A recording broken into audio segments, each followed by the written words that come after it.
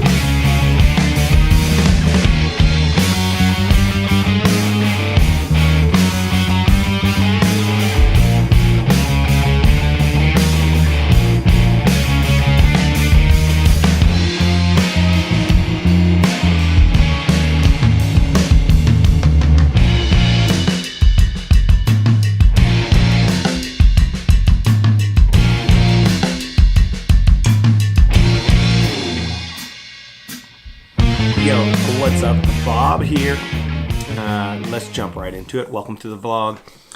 Today we're going to get into a variety of subjects, but I'm going to try to keep it as short as I can because I've got to get some Christmas shopping done, and I'm attending a family Christmas gathering today, and well, basically, my family on Christmas Eve does a white elephant dirty Santa exchange, and I have to get a gift for that event, and I will get that today.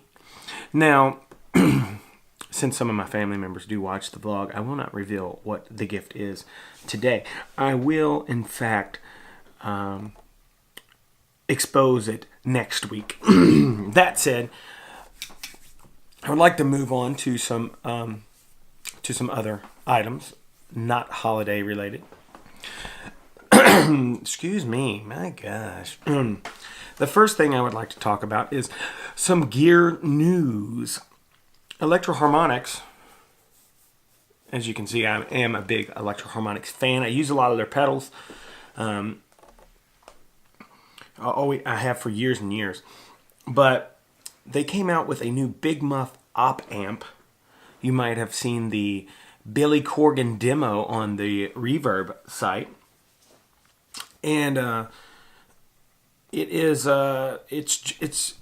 essentially the version 5 of the Big Muff.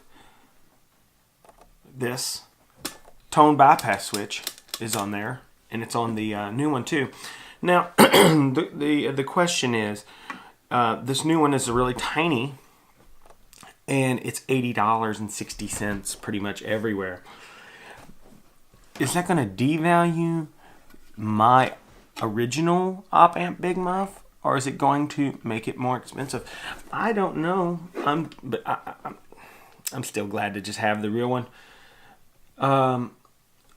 I might get one of the new ones, borrow it or something, and compare it with the original. There are two different ones of the op amp Big Muffs. One basically has a on and off thing up here, and then the other one has the tone bypass.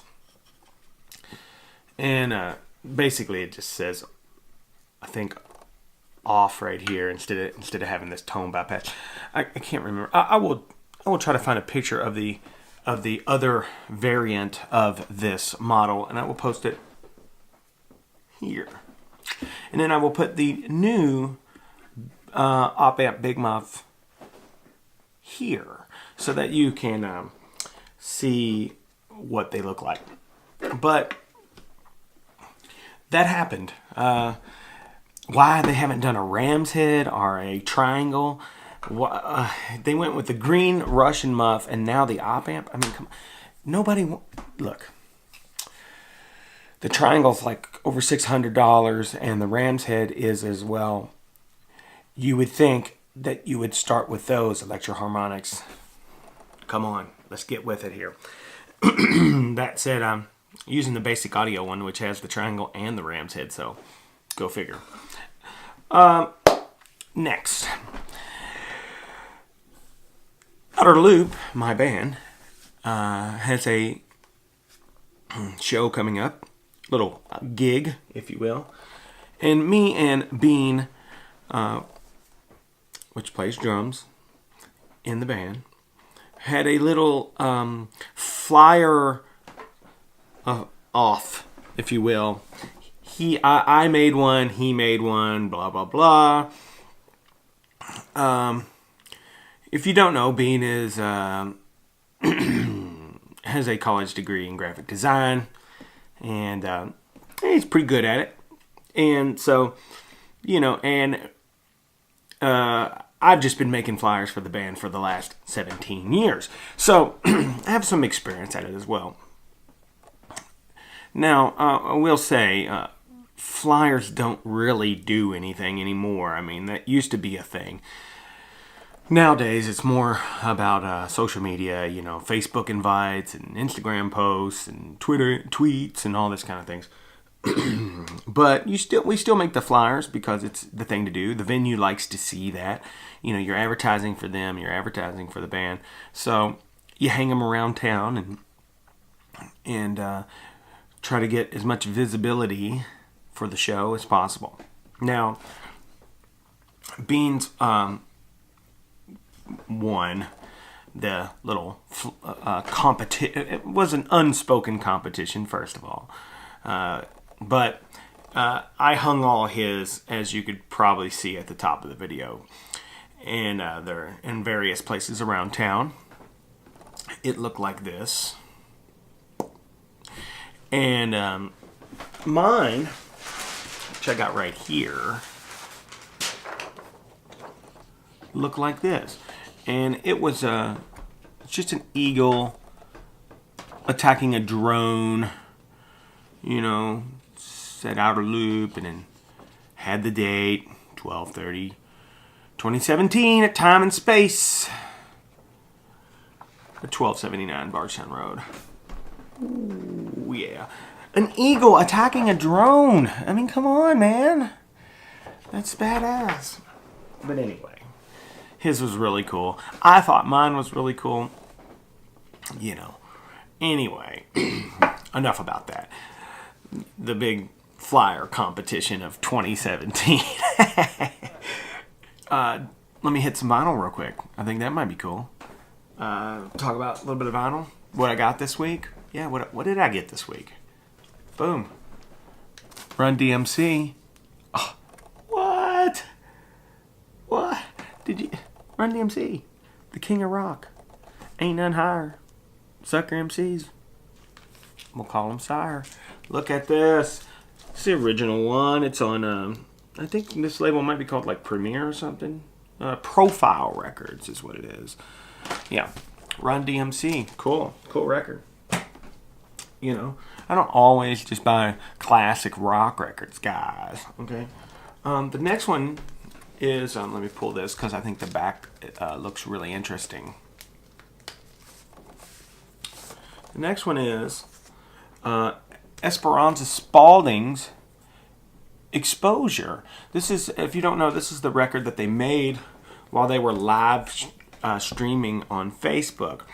And they wrote all the lyrics out on these big pieces of paper. And as you can see, they cut out a piece of those lyrics and glued it to the front of the cover. It's also signed by Esperanza right here. So, really, really cool. This is a limited piece. I believe this is number 2237 out of 7,777. So, kind of cool to have this. I'm a huge fan of hers. I really loved that last record, the De-Evolution record. It was super dope.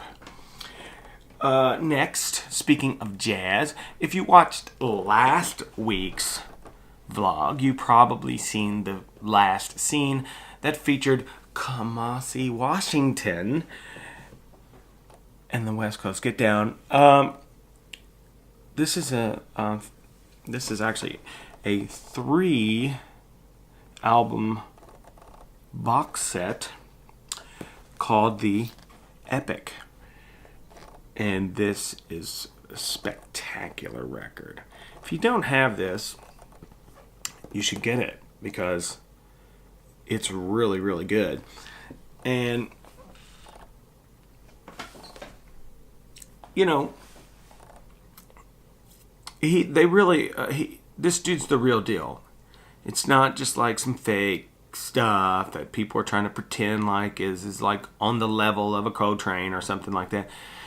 I mean, nothing's really on the level of a Coltrane, but I can tell you this, as far as modern jazz goes, this is the closest thing we got, okay? So, you got to get this. It's really cool. Seriously. And last but not least, I picked up this original US pressing of Never Mind the Bollocks by the Sex Pistols. Now, Woody had to put his name on this. But that's okay because that was a good indicator to me when I picked it up in the store that it was an old pressing, because they make some reissues that look exactly like this, even with the multiple Warner labels and stuff. But the fact that someone had written their name on this was a good indicator to me that this was an old pressing, because people don't really do that anymore. That was a thing that you did back in the from the time records were invented till about the 80s. Because you took your records to, well, that was the excuse. You took your records to other people's homes, and you didn't want them to get confused, so you wrote your name on the record. Oh gosh, I've got a bunch of funky records with this dude named Dinky Downs' name on them. Great taste in music, but he had to write his name on everything he ever owned. Anyhow, I'm playing, more than likely I'll be playing the 335 and the Dr. Z amp at the gig. Now, I have been threatening to put this little thing on the 335's Bigsby that allows you to restring it easily, because I always worry that at a show I'm going to break a string on that Bigsby, and then it's going to be a nightmare to get another string on it in a timely manner. So, I didn't like the way that little string holder device looked on the Bigsby. I may end up putting it on there, I don't know. But I bought something else. Alright, so I have a package here. Spyderco. A little item that was sent to me. I bought it. Come on, folks. I get nothing for free. Show you the packaging here. The string ray. This was like this when actually it was like this when I got it just now. So basically, you get your Bigsby guitar, right? Oh, golly. That's just a 65, 335, no problem. Anyway, so if you break a string, what you have to do with the Bigsby is you have to bend the end of the string around, right? And then there's a little post here that you hook the string on, and you run it under this bar here, and then you have to try to wind it around the post up there. Well, what generally happens is this thing will keep falling off this pin. The ball end will keep falling off the pin, and it's nice to be able to have a finger there to hold it while you try to wind it. You can finagle it and like try to keep tension on the string and wind it around the post and do all this stuff, but it's a real pain in the butt. What this thing does is once you get it on the ball end, you do this. You click it on there, and it holds the ball end on there while you wind it up. Pretty simplistic. Then you just take it off and you're all done. Goes right on. Comes right off. So, essentially, I bought this just to put in my gig bag so that at the gig, if I break a string, which I rarely break strings, but if I do, I can just bend the ball in, stick it on the post, pop this on, wind it up, tune it up, and be back in action. So this solves a lot of stringing issues with the Bigsby. Now, it is just made out of just plastic, so I do hope that it holds up, but I think it will. So I'm going to give a review on this in the future. I'm going to re-string my guitar before the show, so I'm going to use it then, and I'll let you know how it works. I'm really excited about this. This is super cool. Just set that right there. Anyway, like, subscribe, tell a friend, leave a comment. Rehearsals coming, some other things. Footage from the show. Boom. Jason Bonham experience. That's right, son. The one and only heir to the Zeppelin throne. John Bonham's one and only son, Jason Bonham. I went to the show courtesy of a good friend of mine. You know who you are. And it was awesome. It was pretty awesome. Check out the footage. I will say this really quickly. What is the deal with people getting up and going for beer over and over and over again these days, man? I mean, the crowds are so freaking ADD anymore.